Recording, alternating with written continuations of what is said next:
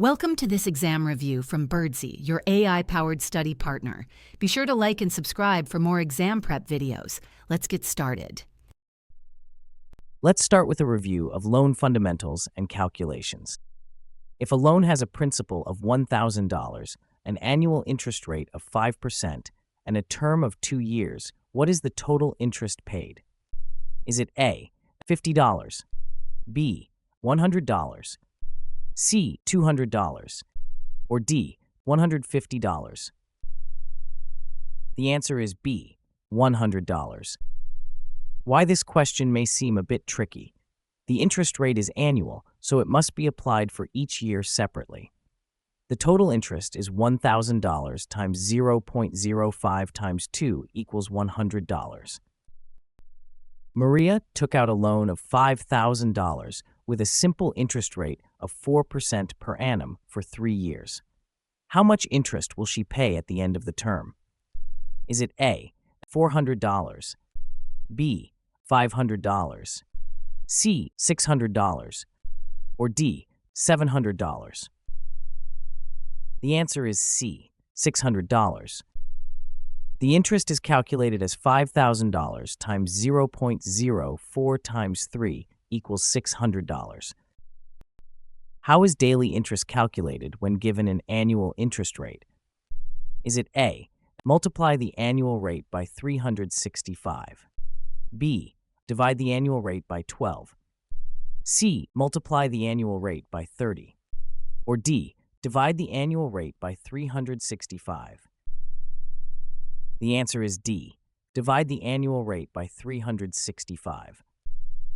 Daily interest is calculated by dividing the annual interest rate by 365 or 360, depending on the convention used. John borrowed $2,000 at a simple interest rate of 6% per year.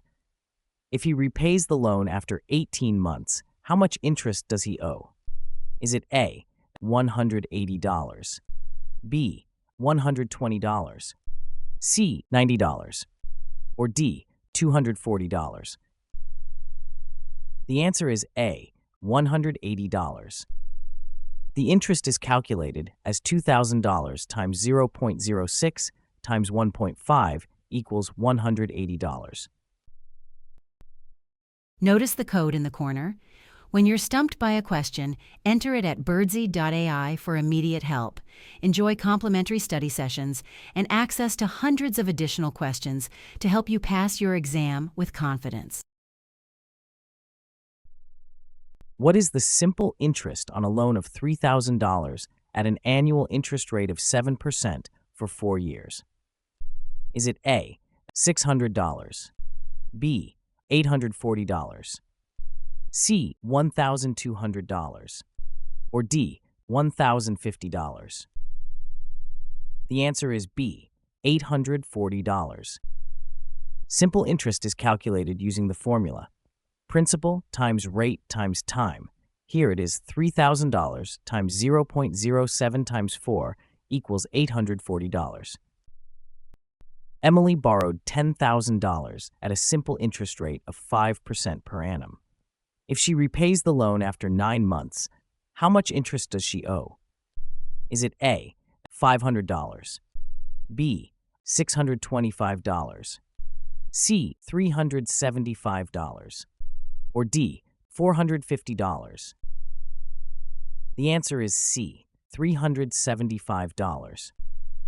Interest is calculated as principal times rate times time. For 9 months, time is 0.75 years. $10,000 times 0.05 times 0.75 equals $375. Amortization, monthly payments, and remaining balance. What is the primary purpose of an amortization schedule in loan calculations? Is it A, to determine the loan's interest rate, B, to show the breakdown of payments into interest and principal, C, to calculate the total loan amount, or D, to predict future interest rate changes? The answer is B, to show the breakdown of payments into interest and principal. An amortization schedule outlines the breakdown of each loan payment into interest and principal, helping borrowers understand how their payments affect the loan balance over time. If a borrower makes extra payments on a fixed-rate mortgage, what happens to the loan's amortization schedule? Is it A, the loan term is shortened, B, the interest rate is reduced, C, the monthly payment amount decreases, or D, the amortization schedule automatically updates? The answer is A, the loan term is shortened. Why this question may seem a bit tricky. Extra payments reduce the principal faster, shortening the loan term, but the schedule itself doesn't change unless recalculated. John has a 30-year mortgage with a fixed interest rate and decides to pay an additional $200 each month. How will this affect his loan balance over time? Is it A, his monthly payment will decrease, B, his interest rate will decrease, C, his loan balance will decrease faster, or D, his loan term will increase? The answer is C, his loan balance will decrease faster. Extra payments reduce the principal faster, leading to a lower remaining balance and less interest paid over the loan's life. How is the remaining balance of a loan calculated after a certain number of payments? Is it A, by adding all interest payments made, B, by multiplying the monthly payment by the number of payments, C, by dividing the original loan amount by the number of payments, or D, by subtracting total principal paid from the original loan amount? The answer is D, by subtracting total principal paid from the original loan amount. The remaining balance is calculated by subtracting the total principal paid from the original loan amount, considering the interest paid. Maria has a 15-year loan and wants to know how much she will owe after 5 years of regular payments. What should she consider in her calculation? Is it A, only the interest rate, B, the amortization schedule, C, the original loan amount, or D, the total interest paid? The answer is B, the amortization schedule. Maria should consider the amortization schedule, which shows how much principal remains after each payment. What is the primary factor that determines the monthly payment amount in a fixed-rate loan? Is it A, loan term, B, interest rate, C, loan origination fee, or D, down payment? The answer is B, interest rate. The interest rate is the primary factor determining the monthly payment in a fixed-rate loan, as it affects how much interest is paid over the life of the loan. If a borrower pays off a loan early, what happens to the total interest paid? Is it A, it decreases, B, it increases, C, it remains the same, or D, it depends on the lender? The answer is A, it decreases. Why this question may seem a bit tricky. Borrowers often assume early payoff always reduces total interest, but it depends on prepayment penalties or specific loan terms. Finding this exam review helpful? If you haven't already, like and subscribe for more videos that'll get you ready to pass. Lisa has a 20-year fixed-rate mortgage and decides to make an extra payment each year. How will this affect her loan? Is it A, her monthly payment will increase, B, her interest rate will decrease, C, her loan term will shorten, or D, her total loan amount will increase? The answer is C, her loan term will shorten. Making extra payments reduces the principal faster, leading to less interest paid and a shorter loan term. How is the remaining balance of a loan calculated after a certain number of payments? Is it A, by multiplying the monthly payment by the number of payments left, B, by dividing the original loan amount by the number of payments made, C, by adding the total interest paid to the original loan amount, or D, by subtracting the total principal paid from the original loan amount? The answer is D, by subtracting the total principal paid from the original loan amount. The remaining balance is calculated by subtracting the total principal paid from the original loan amount. Tom has a 10-year loan and wants to know his remaining balance after 3 years of regular payments. What should he consider in his calculation? Is it A, only the total amount paid so far? B, the amortization schedule?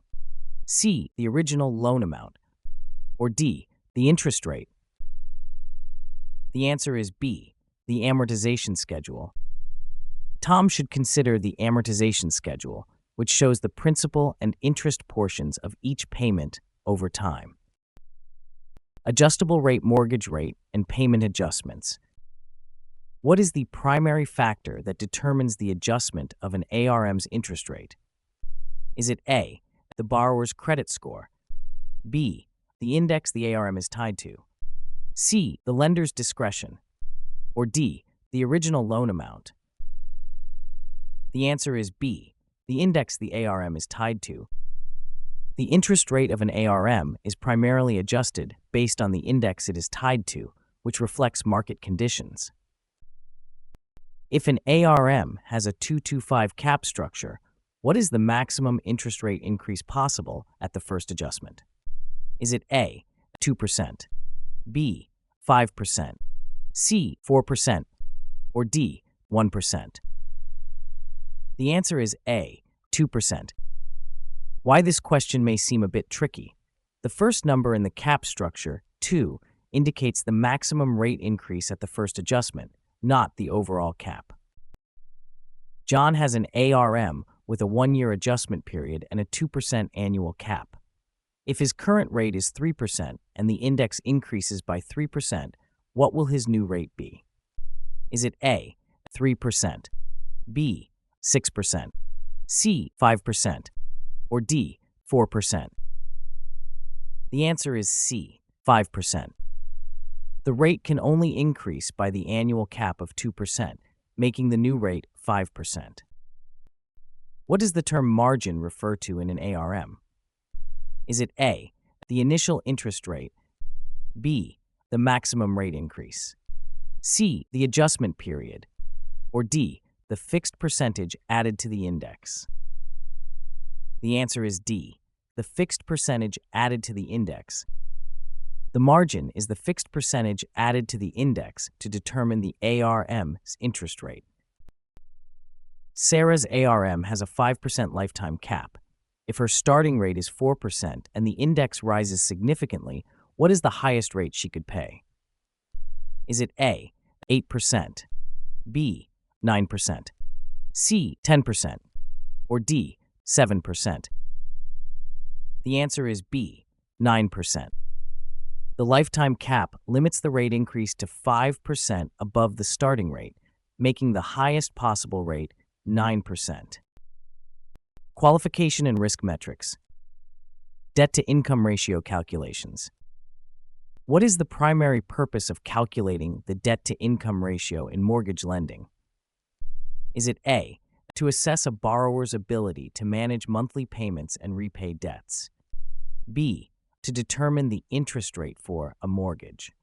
C, to evaluate the value of the property being purchased? Or D, to calculate the total loan amount a borrower can receive? The answer is A, to assess a borrower's ability to manage monthly payments and repay debts. The DTI ratio helps lenders assess a borrower's ability to manage monthly payments and repay debts. It is a key metric in evaluating financial risk. If a borrower's monthly debt payments are $1,500 and their gross monthly income is $5,000, what is their DTI ratio? Is it A, 20%, B, 25%, C, 30%, or D, 35%? The answer is C, 30%. Why this question may seem a bit tricky. The DTI ratio is calculated by dividing total monthly debt payments by gross monthly income, then multiplying by 100 to get a percentage. John is applying for a mortgage and has a monthly income of $6,000 with $2,000 in monthly debt obligations. What is his DTI ratio, and how might it affect his loan application? Is it A, 40%? This may hinder his loan approval. B, 33.3%. This is generally favorable for loan approval. C, 25%. This will guarantee loan approval. Or D, 50%. This will likely result in denial. The answer is B, 33.3%.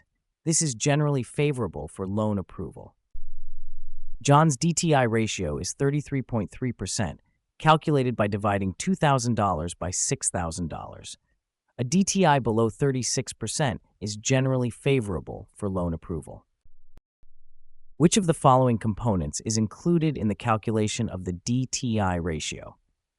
Is it A, utility bills, B, groceries, C, entertainment expenses, or D, monthly loan payments? The answer is D, monthly loan payments. Monthly debt obligations, such as loans and credit card payments, are included in the DTI calculation. Sarah earns $4,500 monthly and has $1,800 in monthly debt payments. Her lender requires a DTI of 36% or less. Will Sarah qualify based on her DTI? Is it A, no, her DTI is 40%, which exceeds the lender's requirement? B, yes, her DTI is 36%, meeting the lender's requirement. C, yes, her DTI is 30%, which is well below the requirement. Or D, no, her DTI is 50%, which is too high. The answer is A, no, her DTI is 40%, which exceeds the lender's requirement. Sarah's DTI is 40%, calculated by dividing $1,800 by $4,500. This exceeds the lender's requirement of 36%. Emily earns $7,000 monthly and has $2,500 in monthly debt payments. Her lender requires a maximum DTI of 36% for loan approval. Based on her DTI, will Emily qualify for the loan? Is it A, yes, because her DTI is exactly 36%. B, no, because her DTI exceeds 36%. C, yes, because her DTI is below 36%. Or D, no, because her DTI is exactly 35%. The answer is C, yes, because her DTI is below 36%. Emily's DTI is calculated as $2,500 divided by $7,000 times 100 equals 35.71%. Since 35.71% is less than the required maximum of 36%, Emily qualifies for the loan. Loan-to-value CLTV calculations. What does the loan-to-value ratio represent in mortgage lending? Is it A, the ratio of the loan amount to the appraised value of the property?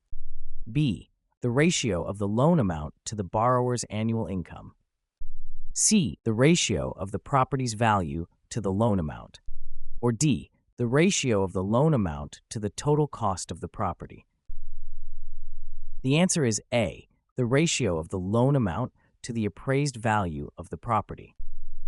The LTV ratio is a financial term used by lenders to express the ratio of a loan to the value of an asset purchased.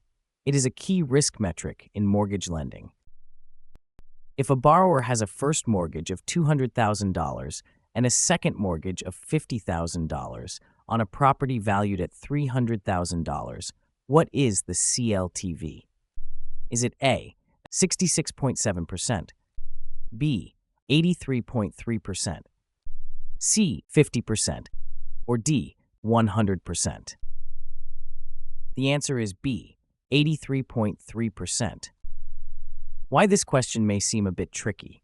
The CLTV includes all loans secured by the property, not just the first mortgage. Adding both loans gives a total of $250,000, which is then divided by the property value. How is the combined loan-to-value ratio calculated?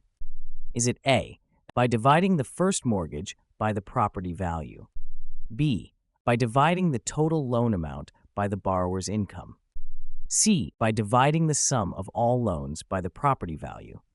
Or D, by dividing the property value by the total loan amount? The answer is C, by dividing the sum of all loans by the property value. The CLTV ratio is calculated by dividing the sum of all secured loans by the appraised value of the property. Jane is purchasing a home valued at $400,000 and plans to finance it with a first mortgage of $300,000 and a home equity line of credit of $50,000. What is the HCLTV for Jane's financing plan? Is it A, 75%, B, 80%, C, 87.5%, or D, 100%? The answer is C, 87.5%. The HCLTV is calculated by dividing the total loan amount, including the HELOC, by the property value. Here, $300,000 plus $50,000 divided by $400,000 equals 87.5%. What is the primary purpose of calculating the loan-to-value ratio in mortgage lending? Is it A, to determine the borrower's credit score, B, to evaluate the risk level of the loan, C, to calculate the interest rate of the loan, or D, to establish the property's market value? The answer is B, to evaluate the risk level of the loan. The LTV ratio is used to assess the risk of a loan by comparing the loan amount to the property's value. A higher LTV indicates higher risk for the lender. John is buying a property valued at $500,000 with a first mortgage of $350,000 and an HELOC of $75,000. What is the HCLTV for John's financing plan? Is it A, 70%, B, 80%, C, 85%, or D, 90%? The answer is C, 85%. The HCLTV is calculated by adding the first mortgage and the maximum available HELOC, then dividing by the property value. Here, it is $350,000 plus $75,000 divided by $500,000 equals 0.85 or 85%. Finding this exam review helpful? If you haven't already, like and subscribe for more videos that'll get you ready to pass. Borrower income calculation and gross-up rules. What is the primary purpose of grossing up non-taxable income when calculating a borrower's income for loan qualification? Is it A, to increase the borrower's income artificially, B, to equate non-taxable income to taxable income, C, to reduce the borrower's debt-to-income ratio, or D, to comply with federal lending regulations? The answer is B, to equate non-taxable income to taxable income. Grossing up non-taxable income helps lenders equate it to taxable income, providing a more accurate picture of a borrower's ability to repay a loan. When calculating a borrower's income, which type of income is typically grossed up by lenders? Is it A, overtime income, B, bonus income, C, non-taxable income, or D, commission income? The answer is C, non-taxable income. Why this question may seem a bit tricky, non-taxable income is grossed up because it is not subject to taxes, unlike taxable income, which is already adjusted for taxes. John receives $2,000 monthly in non-taxable disability benefits. How should a lender calculate his grossed-up income for loan qualification?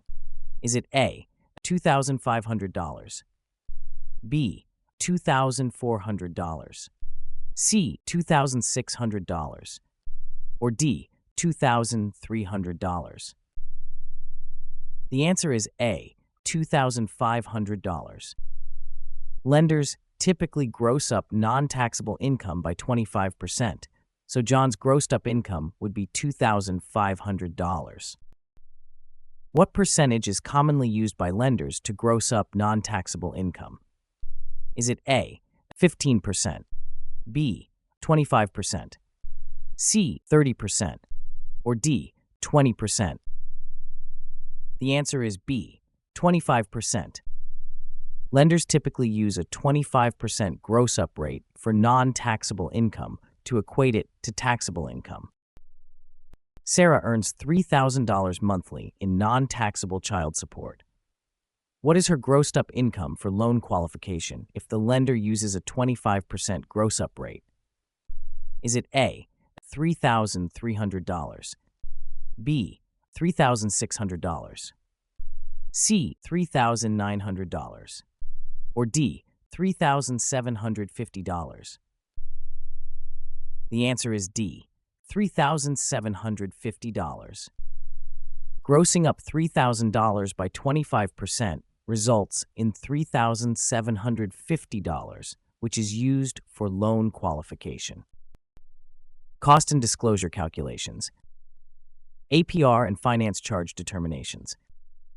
What is the primary purpose of the Truth in Lending Act regarding APR disclosure? Is it A, to ensure borrowers understand the true cost of credit, including interest and fees? B, to limit the interest rates that lenders can charge? C, to provide borrowers with a detailed breakdown of monthly payments? Or D, to regulate the types of fees lenders can charge? The answer is A, to ensure borrowers understand the true cost of credit, including interest and fees. TILA requires lenders to disclose the APR to ensure borrowers understand the true cost of credit, including interest and fees. Which of the following is included in the finance charge under TILA? Is it A, appraisal fees for property evaluation, B, interest payments over the life of the loan, C, title insurance fees, or D, escrow account deposits? The answer is B, interest payments over the life of the loan. Why this question may seem a bit tricky.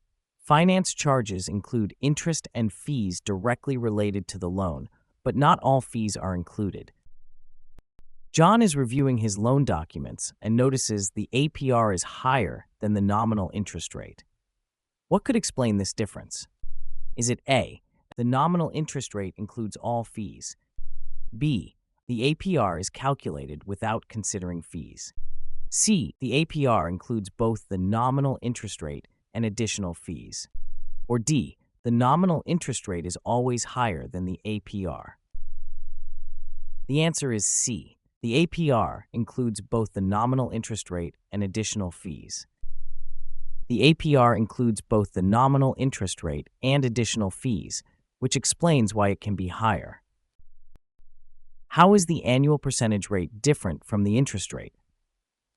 Is it A, the APR is always lower than the interest rate, B, the interest rate includes all fees associated with the loan, C, the APR is calculated based solely on the interest rate, or D, the APR includes both the interest rate and additional costs?